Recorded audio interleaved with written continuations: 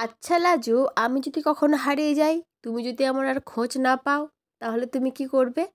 এমনটাই জিজ্ঞেস করে অনুভব লাজুকে। পুরোটা জানতে ভিডিওটিতে লাইক দিয়ে চ্যানেলটা সাবস্ক্রাইব করে দেখতে থাকুন। অনুভব যখন লাজুর হাতটা সুদীপের হাতে দিয়ে লাজুকে ভালো রেখো এইসব কথা বলে চলে যায়, তখন লাজুর ভারী দুশ্চিন্তা হয় যে অনুভব কি ঠিকমতো বাড়ি পৌঁছালো। এই বলে লাজু অনুভবকে ফোন করে। অনুভব ফোনটা ধরলে লাজু জিজ্ঞেস করে, বাড়ি পৌঁছেছো ঠিক করে? তখন অনুভব বলে, হ্যাঁ পৌঁছেছি। তখন লাজু বলে, এখনও রাগ করে আছো বুঝি? এখনও বুঝি গাল ফুলে আছে? তখন অনুভব বলে, লাজু একদম ইয়ার্কি মারবে না আমার সাথে, আমি কিন্তু মজা করার মুডে নেই। তখন লাজু বলে, আমার ঘাড়ে কটা মাথা, আমি তোমার সাথে ইয়ার্কি মারবো? তখন অনুভব বলে, বলো কেন ফোন করেছ? তখন লাজু বলে, এমনি ফোন করেছি, তুমি বাড়ি ঠিকঠাক মতো পৌঁছলে কি না সেটাই জাস্ট জানার জন্য। তখন অনুভব বলে, আচ্ছা লাজু, যদি তুমি এখন শুনতে যে আমি বাড়ি ফিরিনি, ফোনটা যদি আমি তোমার না ধরতাম, যদি শুনতে আমি হারিয়ে গেছি, তাহলে কি করতে তুমি?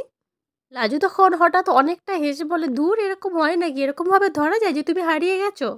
তখন অনুভব খানিক দুঃখ করে বলে, তুমি এমনভাবে হাসো লাজু, মনে হয় আমি হারিয়ে গেলে তোমার কিচ্ছু যাবে আসবে না, তাই না? অনুভব আরও বলে, সত্যিই তো, আমি কে যে আমি হারিয়ে গেলে তোমার খারাপ লাগবে, তোমার মন খারাপ করবে? তখন লাজু বলে, তোমাকে একটা রিকোয়েস্ট করব? তখন অনুভব বলে, হ্যাঁ বলো। তখন লাজু বলে, আমার কথাটা কিন্তু রাখতে হবে। তখন অনুভব বলে, এইটা আমি কথা দিতে পারছি না, তোমার একটা সারপ্রাইজে আমার যে কী অবস্থা হয়েছে, আবার কি বলবে জানি না, বাট রাখার চেষ্টা করব, বলো। তখন লাজু বলে, আজকের সমস্ত ঘটনায় ময়ূর দিদি আর তোমার সম্পর্কটা বলতে যাবে। তখন অনুভব বলে, প্লিজ লাজু চুপ করো, এই ব্যাপারে আমি কিচ্ছু শুনতে চাইছি না তোমার কাছ থেকে, তুমি অনেকটা ছোট, তুমি এই ব্যাপারে এখন কিচ্ছু বুঝতে পারবে না, তুমি প্লিজ এই ব্যাপারটার মধ্যে ঢুকো না লাজু। তখন লাজু বলে, হ্যাঁ আমি হয়তো সব বুঝতে পারবো না, আমি হয়তো অনেকটা ছোট, কিন্তু এইটা জানি উপরওয়ালা সব কিছু আগে থেকে ঠিক করে পাঠাই।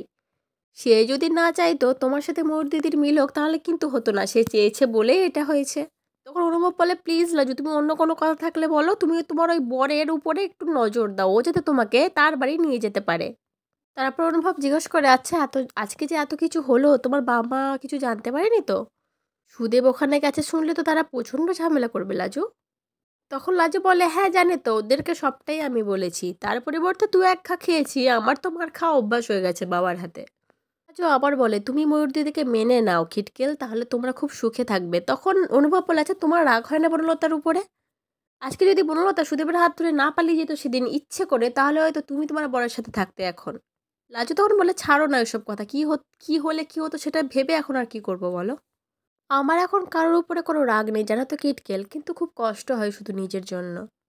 অনুভব তখন বলে, আচ্ছা লাজু, তুমি যে এখন সুদেবের সাথে থাকবে ধরে নাও, আমার সাথে তো তোমার দেখাও হবে না, কথাও হবে না, তাহলে তোমার এই কিটকেলটার জন্য মন খারাপ করবে না? তোমার একটুও খারাপ লাগবে না লাজু?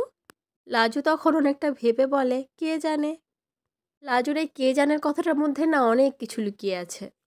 লাজুও আস্তে আস্তে অনুভবের প্রতি দুর্বল হয়ে পড়ছে, কিন্তু ও মন থেকে এটাই বিশ্বাস করে যে সুদেবের সাথে যেহেতু তার বিয়ে হয়েছে, সেহেতু সুদেব সাথেই তাকে থাকতে হবে, তাই সে অনুভবকে ইগনোর করে যাচ্ছে।